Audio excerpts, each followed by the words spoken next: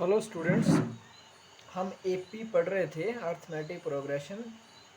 तो हमारी दूसरी सेक्शन चल रही थी दूसरी एक्सरसाइज 5.2। क्वेश्चन नंबर 1 है, fill in the blanks in the following table. आप पा रहे होंगे, fill in the blanks in the following table given that A is the first term. बताया था ना, A N equal to A plus N minus 1 D होता है। तो ए क्या फर्स्ट टर्म है, डी कॉमन डिफरेंस है, ए एन क्या है, nth टर्म है। तो ये टेबल दिया गया है, जैसे ए है, डी है, एन है और ए एन नहीं दिया है, तो आपको ए एन निकालना है। जो सेकंड पार्ट है उसमें ए दिया है, ठीक है, -18, डी नहीं दिया है, एन दिया है, ए एन भी दिया है, तो आपको डी निकालना है।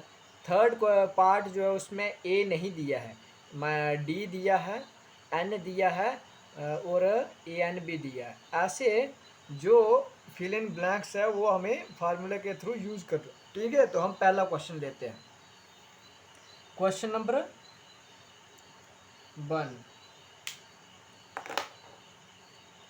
क्वेश्चन नंबर 1 क्या है, इसमें ए दिया है, ए इक्वल टू 7, डी कितना दिया है 3, एन कितना है 8 और ए एन जो है हमें क्या करना है, वो फाइंड आउट करना है।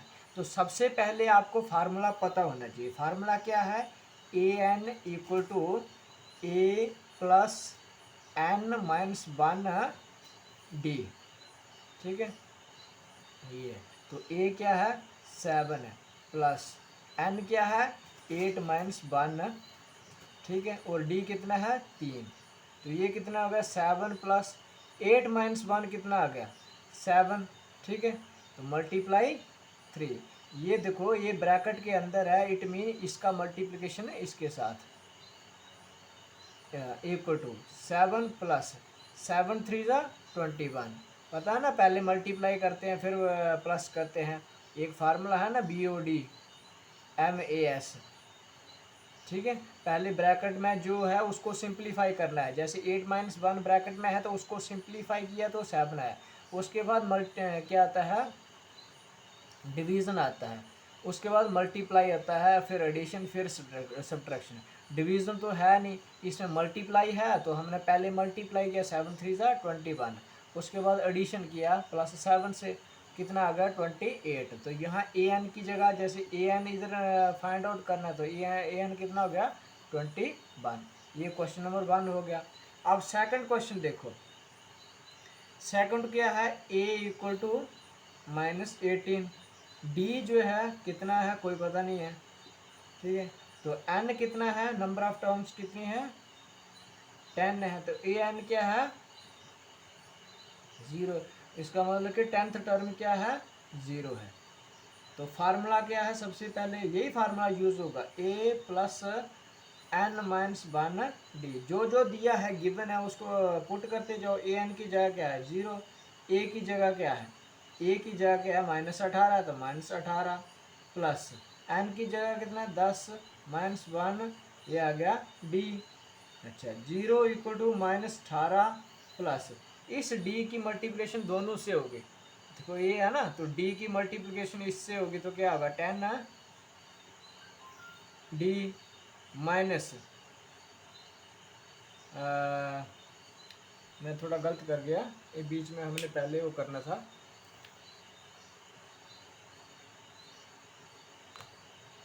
10 माइनस 1 क्या आ गया 9, और ये डी। जो निकालना है उसे एक साइड रखना है, डी निकालना है तो 9D हमने एक साइड रखा, इसको -18 को इस साइड लेके गए तो 18 हो गया, ठीक है। ये 9 मल्टीप्लाई डी है, तो डी इक्वल टू कितना हो गया 18/9, 9 दूने 18, इसका मतलब डी कितना हो गया 2 हो गया। आई बात समझ। ये क्वेश्चन नंबर 2 हो गया, बहुत सिंपल है, इसमें कोई कॉम्प्लिकेसी नहीं है। मिटा दूं,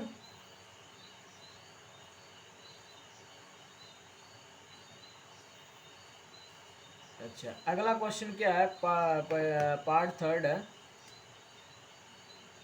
अभी क्वेश्चन नंबर 1 ही चल रहा है। पार्ट थर्ड क्या है, ए कितना है क्वेश्चन मार्क डी कितना है -3, एन इक्वल टू 18, ठीक है, ए एन इक्वल टू -5।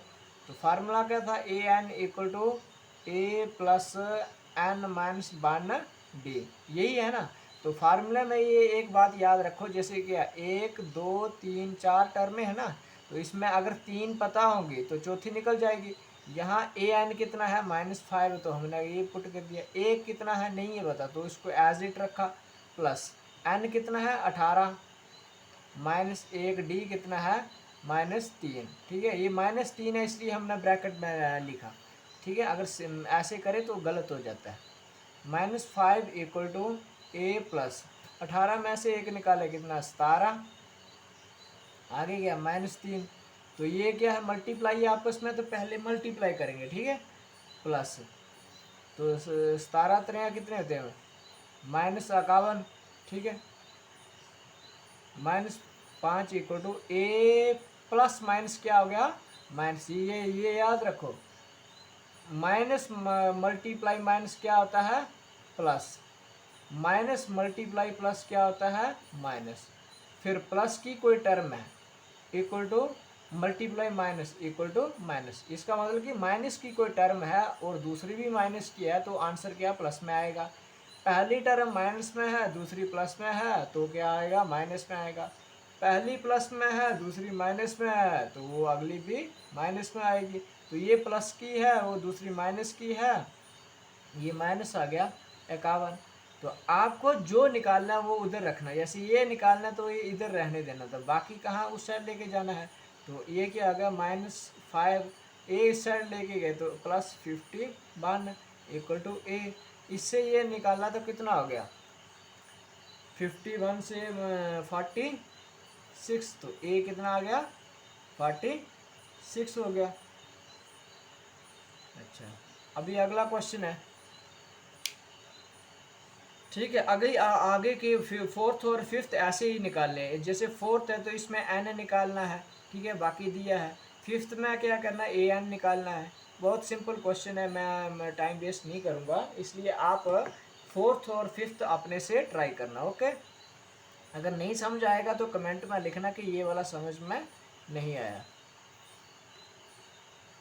अभी अगला क्वेश्चन करेंगे, अभी क्या करेंगे अगला क्वेश्चन। क्वेश्चन नंबर 2 क्या है, choose the correct choice in the following and justify. ये मतलब कि एक ऑब्जेक्टिव क्वेश्चन है। ऑब्जेक्टिव मतलब जिसमें 4 ऑप्शन दिए हैं, उसमें से एक आपको पता करना है। तो क्या है पहला क्वेश्चन में कि 30th टर्म ऑफ एपी, आपको एपी की 30th टर्म निकालनी है, ठीक है। तो एपी क्या है 10 है, 7 है, 4 है, ये एपी। इसका सॉल्यूशन निकालते हैं। एपी क्या है हमारे पास 10, 7, 4, ठीक है। तो यहाँ ए क्या है, जैसे ये एपी है ना अर्थमेटिक प्रोग्रेशन दी है, इसमें जो पहली टर्म क्या है वो ए कितना है 10 है, जो पहले नंबर पे होगी वो फर्स्ट टर्म ही होगी। अब डी क्या है, डी कैसे निकलेगा, जो सेकंड टर्म है उसमें से फर्स्ट निकालेंगे और थर्ड से सेकंड निकालेंगे। तो 7 से 7 माइनस 10 कितना हो गया -3, ठीक है। तो एन कितना है इधर 30। एन 30 क्यों है, क्योंकि हमें 30वीं टर्म जो 30th टर्म है वो निकालनी है। वो कितनी है ए एन हमें पता नहीं है, ठीक है। ए पता है, डी पता है, एन पता है, दिया हुआ है ना ऊपर। तो ए एन निकालना है, तो पहले आपको फार्मूला लिखना है ए plus N minus 1 D. A N निकालना है, ठीक है। ए कितना है 10 प्लस एन कितना है 30 -1, डी कितना है -3 इक्वल टू 10 प्लस 29 ब्रैकेट में -3, ठीक है। 29 मल्टीप्लाई 3 कितना आ गया 9 3 27, 2 3 दूने 6 7 8, ये आ गया 10 -87, ठीक है। अब एक बात याद रखो, ये क्या 10 माइनस 87 है, ये 87 बड़ा है, ये क्या है छोटा है। तो आपको ऐसे केस में क्या करना है, 87 से 10 निकालना है, तो वो आएगा 77। और इसका इसके साथ क्या लगेगा, माइनस का। ठीक है, क्यों लगेगा माइनस, क्योंकि 87 के साथ क्या है, माइनस है। ओके, उम्मीद करता हूँ समझ आया होगा।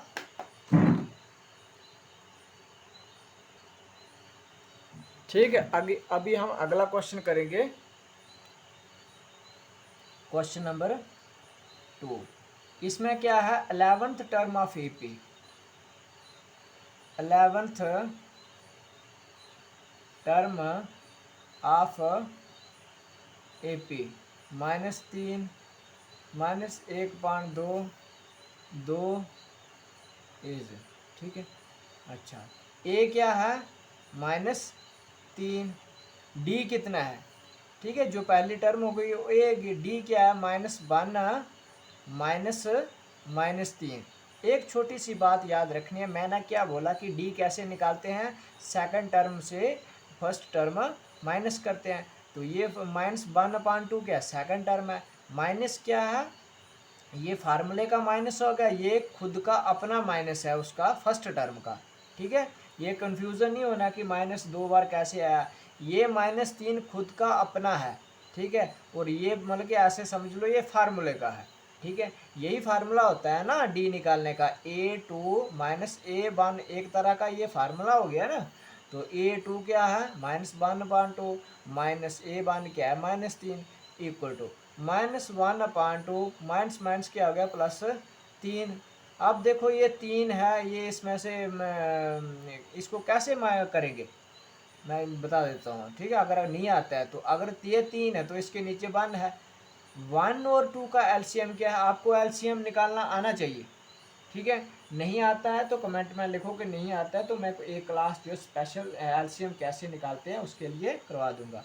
ये 2 है, 2 को 2 से डिवाइड करेंगे तो वो 1 आएगा, 1 को 1 से मल्टीप्लाई करेंगे तो -1 आएगा, प्लस 2 को 1 से डिवाइड करेंगे तो क्या आएगा, 2 आएगा, 2 को फिर 3 से 2 3 जा 6 इक्वल 6 -1 का कितना आ गया, 5/2। ठीक है, तो 11th टर्म क्या होगी, ए एन क्या हो गया, A11 इक्वल टू कितना आ गया, 5/2। ठीक है, ए एन की जगह हम क्या लिखेंगे, A11 लिखेंगे, क्यों A11 मतलब 11th टर्म। ठीक है, कितने आ गए, 5/2। ठीक है, बहुत सिंपल क्वेश्चन है, ये फार्मूला यूज कैसे करना है। ठीक है, ये आगे अभी हम अगला क्वेश्चन करेंगे। ठीक है,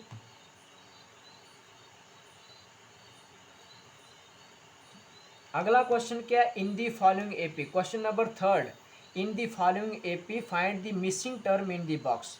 ये देखो, ये भी बहुत सिंपल है। पहले क्या है, ये एक एपी है, अर्थमेटिक प्रोग्रेशन है। दूसरा क्या है, कोई पता नहीं है। ठीक है, तीसरा क्या है, 26 है, और इसमें क्या है वो हमें फाइंड आउट करना है। एक बात देखो, यहाँ जो टर्म होगी, लेट मान सोल्यूशन करते हैं। ठीक है, लेट कॉमन डिफरेंस कितना है, कॉमन डिफरेंस कितना है, डी है। इट मीन जहाँ जो है ये यहाँ जो भी टर्म हो, मान लीजिए वो टर्म क्या है, एक्स है। ठीक है, तो एक्स क्या होगी, 2 + डी होगी, और 2 में अगर डी करेंगे तो ये आएगा, इसमें जो +d करेंगे तो ये आएगा। तो x क्या है, 2 + d है। अगर इसमें ऐसे करो, x + d कितना होगा, x कितना है, 2 + d + d। ठीक है, ये कितने के बराबर है, 26 के बराबर है। 2 + 2d = 26, 2d = 26 - 2 = 24, d = 24/2, ये आ गया 1 2, d कितना आ गया, 12 आ गया।